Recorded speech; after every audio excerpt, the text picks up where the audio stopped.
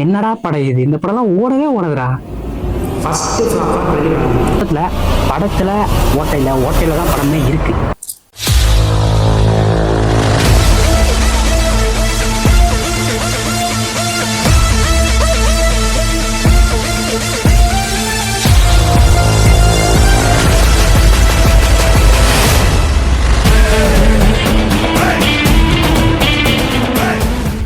So வணக்கம் மக்களே, welcome to chill YouTube channel. நான் உங்கள் படத்தை இன்னைக்கு நம்ம பார்க்க போகிறது எல்ஏகே படத்தோட ரோஸ்ட் தான்.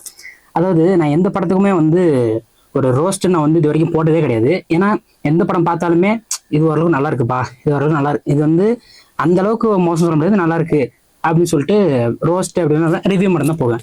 இந்த படத்துக்கு நான் ஏன் ரோஸ்ட்னு ஒன்று போட்டேன்னா, நான் ஃபர்ஸ்ட் டைம் ஐநாக்ஸில் பார்த்தேன்.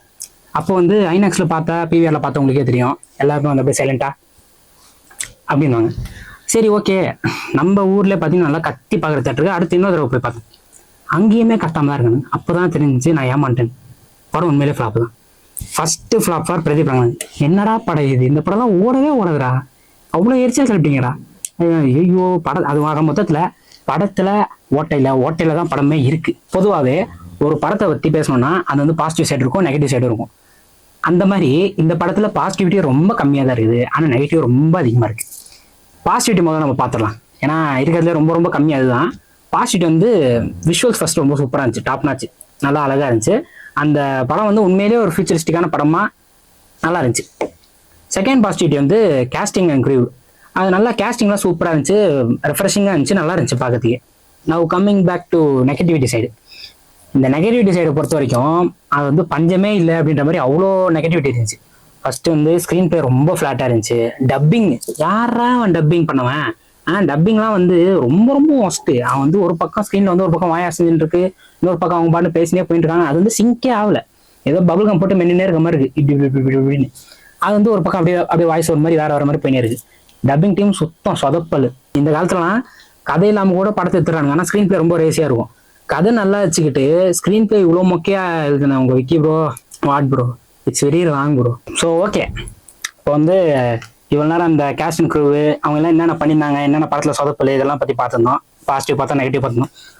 ரோஸ்ட் பண்ணணும்னு நான் நினச்சதே பார்த்தீங்கன்னா, அந்த படத்தில் பிரதீப் ரங்கநாதன் அவன் பயங்கரமான எக்ஸ்பிரஷன்லாம் இருக்கும். எக்ஸ்பிரஷன் தான் அப்படியே சும்மா அந்த லவ் டுடே படத்துலலாம் அந்த மாமா குட்டிக்கு அப்படியே தலையை பிச்சுன்னு சொல்லிடுது, செம்மையாக இருந்துச்சு.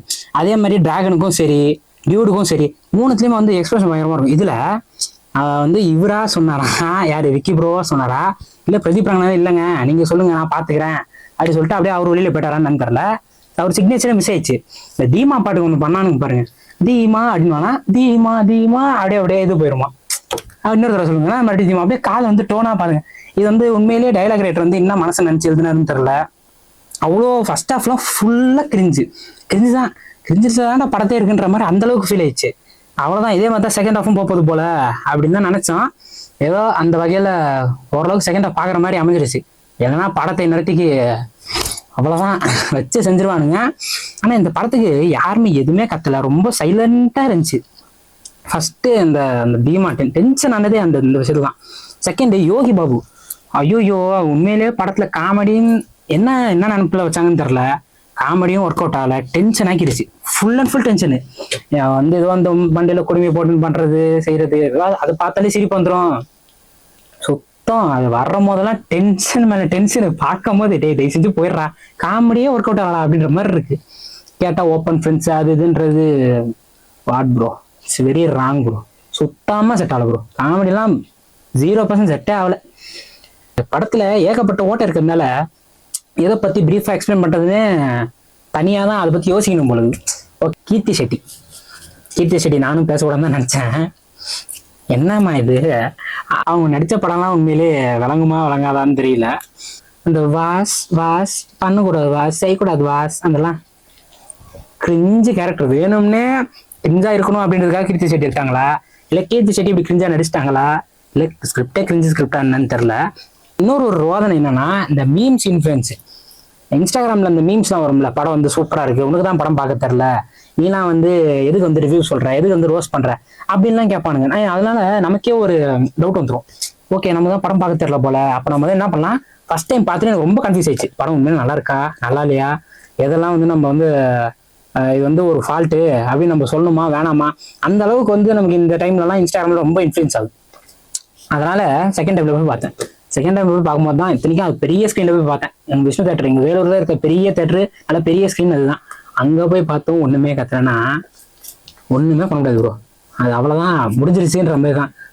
ஃபர்ஸ்ட் டைம் பார்க்கும்போது கூட ஏதோ ஓரளவுக்கு நான் பொறுத்துக்கினேன். செகண்ட் டைம்லாம் பார்க்கும்போது வெறுத்துட்டேன். இது என்னடா படம், இது தேவையில்லாமல் வந்து மாட்டிக்கணுமோன்ற மாதிரி ரொம்ப கஷ்டம், ரொம்ப ரொம்ப கஷ்டமாயிடு. இது வந்து இன்னொரு பிக்கஸ்ட் பாசிட்டிவ் என்னன்னா அனிருத் மட்டும்தான் அவரோட பிஜி ஸ்கோர் நல்லா இருந்துச்சு. அந்த எனக்கு என்ன இருந்த சாங் அது சூப்பராக இருந்துச்சு. அந்த கொரியோகிராஃபி பயங்கரமாக இருந்துச்சு.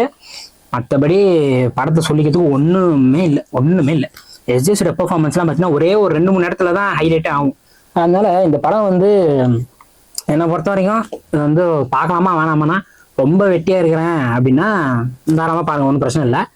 இல்லை கொஞ்சம் படம் பார்த்தா கொஞ்சம் நல்லா இருக்கணும் ப்ரோ, நான் வந்து சாட்டிஸ்ஃபைடாக இருக்கணும் அப்படின்னா இந்த படத்தெல்லாம் பார்த்துறாதீங்க. எங்கள் சின்லென்ஸ் யூடியூப் சேனல் வந்து எவ்வளோ ரிவ்யூ தரணும்னா, இந்த படத்துக்கு ஒரு அவங்க விஷுவல்ஸுக்கு, அப்புறம் ஆக்டிங்க்கு, அப்புறமா மேற்கொண்ட இந்த மியூசிக், அதுக்கெல்லாம் சேர்த்து ஒரு 5 மார்க் தரும். மற்றபடி எல்லாமே மொக்க தான், எல்லாமே ஃபால்ட்டு தான். அதனால் இந்த படம் பார்க்காதும் உங்கள் இஷ்டம். நான் வந்து பாருங்கள், பார்க்காமலாம் இருக்க மாதிரி சொல்ல மாட்டேன். ஆனால் கதை வந்து நல்ல கதை, ஸ்க்ரீன் பிளே ரொம்ப வீக்கு. அதை யோசிச்சு பாருங்கள். தேட்டர் போய் பார்க்கணுமான்னு யோசிச்சுக்கோங்க. பெட்டர் ஓடிடியில் வந்து டிவியில் பார்க்கறது இன்னும் நல்லது. ஸோ அவ்வளோதான் இன்னையோட வீடியோ. மீண்டும் உங்களை அடுத்த வாரமோ இல்லை அடுத்த மாதமோ சந்திக்கும் வரை உங்களிடமிருந்து விடைபெறுவது உங்கள் பிரத். நன்றி, வணக்கம்.